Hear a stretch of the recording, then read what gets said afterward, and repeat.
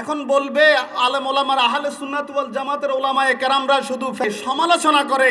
সমালোচনা নয়, আজ থেকে সামান্য এক সপ্তাহ আগের যদি একটা কথা বলে, কোরআন হাদিস নয়, ওয়াজের মজলিসে বসে দাওয়াত দিচ্ছে একজন বিবস্ত্র মহিলার, এই বক্তার নাম কি আপনারা বলতে পারবেন কেউ? আমির হামজা আওয়াজ দিব না, আমি বলি নাই, নাম কি? আমির হামজা সাহেব কয়দিন আগে দাওয়াত দিয়ে গেল।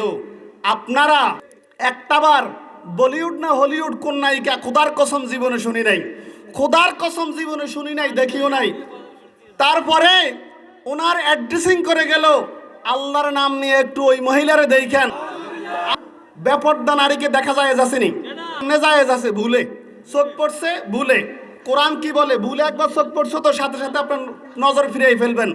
অথবা যদি এখানে মনে করেন কোরআন কি বলে, হাদিস কি বলে, আপনার গুনাহ হওয়ার সম্ভাবনা আছে, গুনাহ হওয়ার সম্ভাবনা আছে, এখানে একজন বিবস্ত্র অথবা পর্দাহীন নারী আছে, যদি গুনাহ হওয়ার সম্ভাবনা থাকে আপনি দেখেন, তার বেশভূষা দেখেই মনে করেন যদি কি এই নারীর দিকে তাকাইলে ফিতনা সৃষ্টি হবে, গুনাহ হবে, কোরআন বলে হাদিস দ্বারা প্রমাণিত, ওই জায়গার দিকে তাকানো যাবে না। আওয়াজ দিয়ে বলেন তাকানো যাবে না। আমির হামজা সাহেব আপনি যে অ্যাড্রেস দিলেন, যুব সমাজ থেকে অ্যাড্রেস দিয়ে বললেন আপনারা একটু ওই নারীর দিকে দেখেন, কেন দেখেন?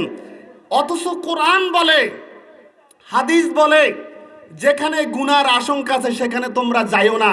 বলে যে যারা নেট চালান, নেট নিয়ে গাঁড়াগাঁড়ি করে দেখেন ওই নারীরে আল্লাহ কত সুন্দর করে বানাইছে। আল্লাহে কয়দিন পরেই দেখি পোস্ট শুরু হয়ে গেছে। এই নারীর অবস্থা দেখে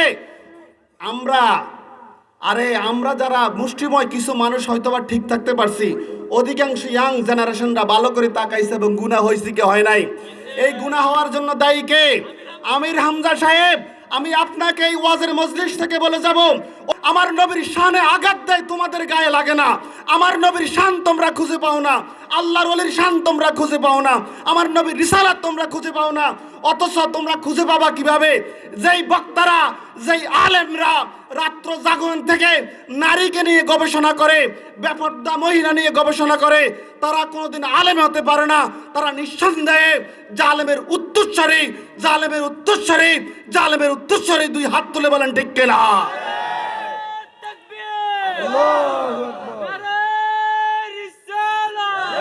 ইয়া রাসূলুল্লাহ,